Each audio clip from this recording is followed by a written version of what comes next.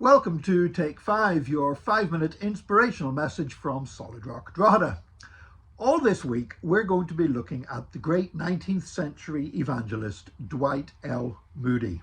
He was a man who basically popularized stadium crusades and considered very innovative at the time, and really paved the way for people like Billy Graham, Louis Palau, Reinhard Bonnke, and others like that. And over his life, Dwight Moody made 8 trips to the UK. Now, these were trips that were, obviously, it wasn't just hopping on an aeroplane like you can do today. I mean, I can fly across the Atlantic in 5.5 hours with Aer Lingus, but it was a much longer process in Moody's day. And when he made his first visit to England in 1867, Moody took the opportunity of visiting and meeting some of his heroes of the faith, people like the Earl of Shaftesbury, who had enabled so much alleviation of poverty for the cause of Christ, Charles Spurgeon, the Prince of Preachers, and George Muller, who ran his orphanages on the principles of faith. But there was probably the most influential person that Moody met on that trip was a name he had never heard before. A young man named Henry Moorhouse met Moody and said, "I'd like to come and preach for you in America." And Moody looked at this young fella and thought, what a cheek he's got. As we would say today, he's got a brass neck on him.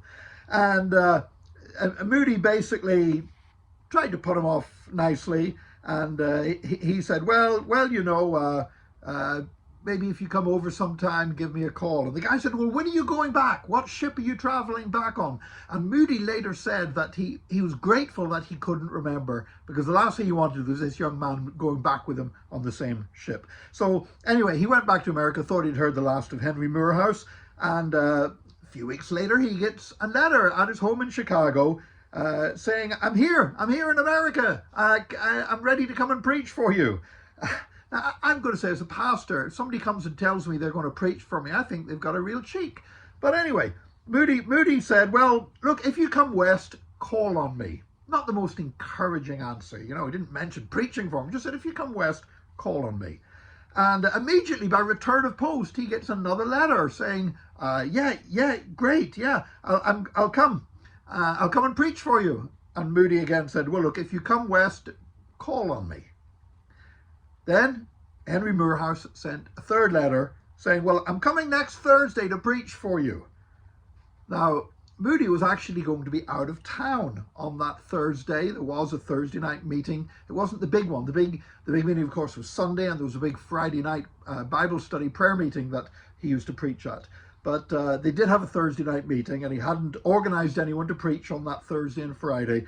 So he said to his church elders, look, this young guy's coming. Let him preach on the Thursday. If he's any good at all, let him preach on the Friday. And if he's absolutely brilliant, let him stay and preach on the Sunday. And so Moody went off. He went on his business somewhere else. And he came back on the Saturday, and his wife had gone to the meeting. So Dwight Moody said to his wife, well, this young Henry Moorhouse, what was he like? And his wife said, well, I liked him. She said, now he preaches differently from you. And Moody says, what do you mean? She says, well, he tells the worst sinners that God loves them. Moody said, well, then he's wrong. Because Moody was a gospel preacher. He was an effective gospel preacher. He loved people. He had a passion for souls. But he was very much about hammering the unsaved with how sinful they were, and that they needed to come to Christ and understand and enter into the love of God. But here's this young man telling the worst sinners that God already loves them. And so Moody says, well, he's wrong. But anyway, they'd asked this guy to preach on the Sunday. So Moody went along, and he said this. He said about that Sunday, I never knew up to that time that God loved us so much.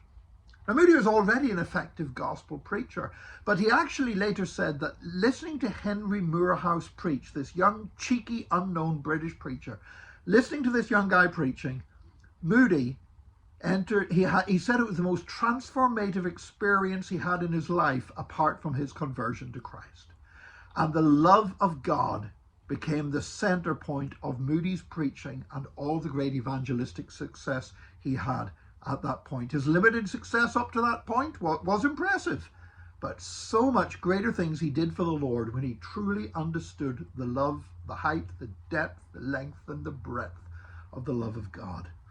And if there's one thing I could do for you today, it would be to urge you to appreciate the love of God, dwell upon the love of God, and I pray that you will know the height and length and breadth and depth of God's incredible love. God bless you today. Join us again tomorrow for another Take 5, your 5-minute inspirational message from Solid Rock Drogheda.